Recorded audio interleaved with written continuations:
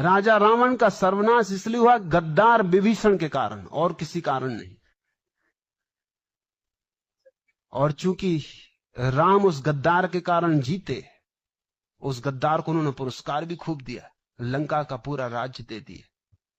और तुम देखते हो, ये राम के भक्तों में से एक ने भी नहीं कहा कि विभीषण ने गद्दारी की, अपने भाई को धोखा दिया।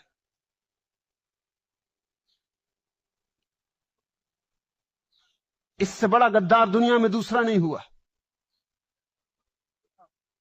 अगर रावण जीत गया होता तो विभीषण की निंदा सदियों तक होती, लेकिन चूंकि राम जीत गए, उसकी गद्दारी के कारण जीते।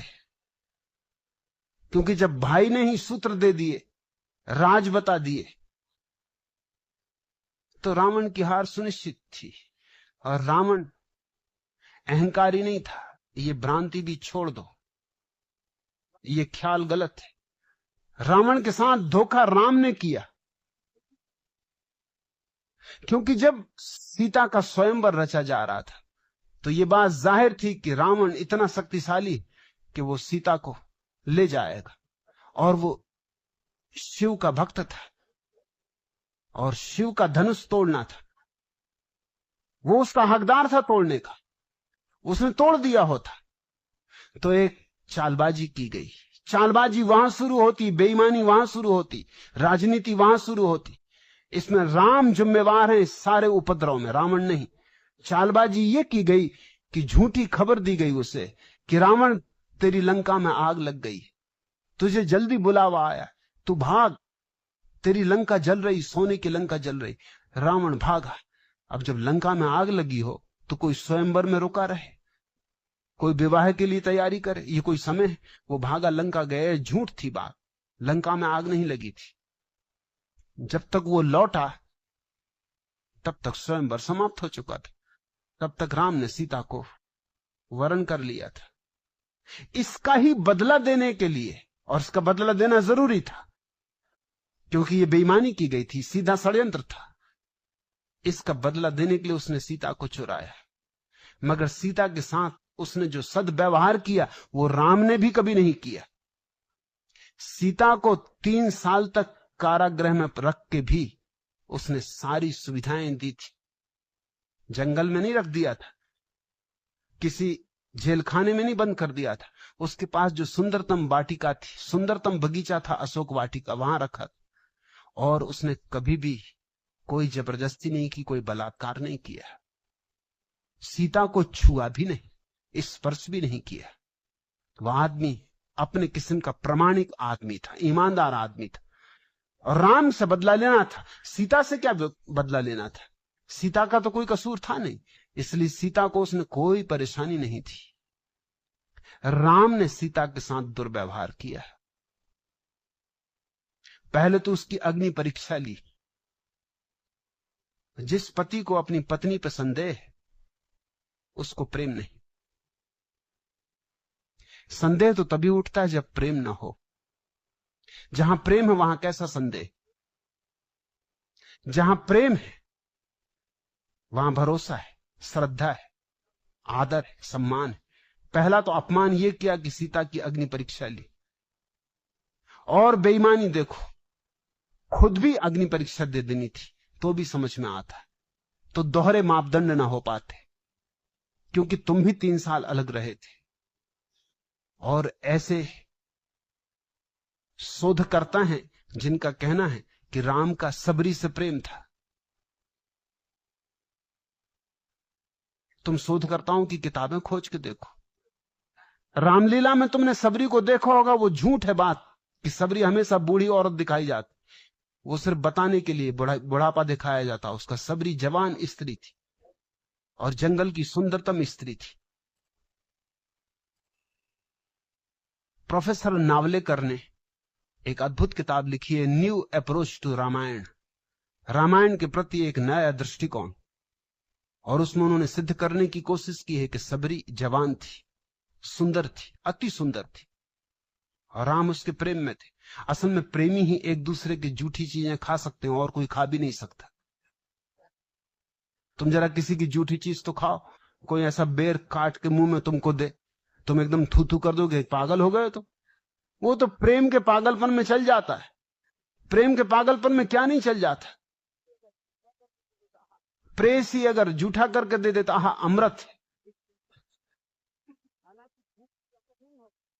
हालांकि थूक कोई अमृत नहीं होता।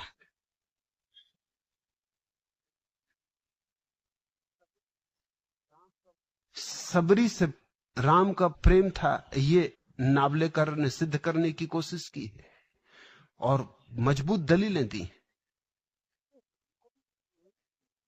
तो राम को भी परीक्षा दे देनी थी। दोनों साथ ही गुजर जाते अग्नि परीक्षा से। और मेरा मानना है कि अगर अग्नि परीक्षा से दोनों गुजरते तो राम जलते, सीता बाहर निकलती। सीता तो बाहर निकली ही, मगर शक फिर भी ना गया और स्त्री के प्रति अपमान फिर भी ना गया। और फिर भी सीता को किसी धोबी के कहने पर वनवास दे दिया। रावण ने जो दुर्व्यवहार नहीं किया था वो राम ने किया है। अब मैं किस जनता को समझाने जाऊं, तुम थोड़ा सोचो। मेरी बात तुम्हारी भीड़ को समझ में पड़ेगी, सुन सकेंगे वो। उनकी आंखें अंधी हैं पक्षपातों से, वो पुनर्विचार कर सकेंगे शांतिपूर्वक। रावण में मुझे कोई भ्रांति नहीं दिखाई पड़ती, कोई भूल नहीं दिखाई पड़ती। रावण बहुत सीधा साफ आदमी। राम मुझे चालबाज दिखाई पड़ते। और राम के जो वशिष्ठ वगैरह ऋषि मुनि जिनको तुम कहते हो, वो सब एजेंट थे, जैसे ईसाई मिशनरी एजेंट होते हैं। नाम तो लेते हैं बाइबल का, आते हैं इरादा कुछ और रख के। वो राम के एजेंट थे। वो जो ऋषि मुनि दक्षिण में जाकर उपद्रव खड़ा कर रहे थे,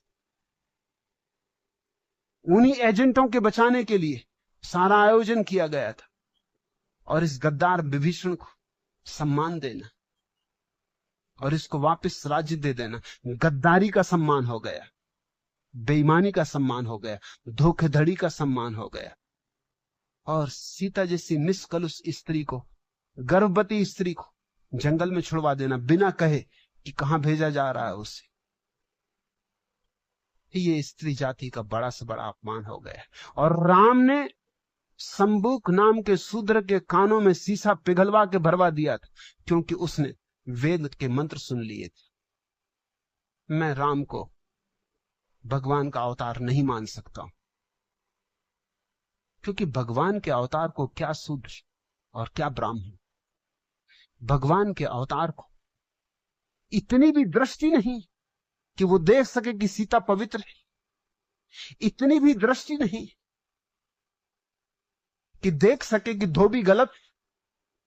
और अगर यह भी था कि धोबी ने जो बात कही थी हो सकता और लोग भी कह रहे हो, तो फिर खुद भी राज्य छोड़ देना था, तो चले जाते वो भी सीता के साथ जंगल में।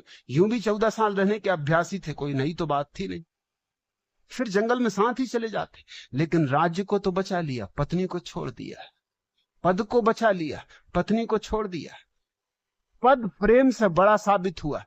राम राजनीतिक पुरुष है, मेरे लिए कोई धार्मिकता उनमें दिखाई नहीं पड़ती। और उन्होंने कहा कि जिसका पतन होने वाला होता है उसे ऐसी ही दुर्बुद्धि घेर लेती। मैं तो हुई नहीं तो पतन क्या होगा, मैं तो हुई नहीं, दुर्बुद्धि क्या घेरेगी। और आना हो शंभु मार्ग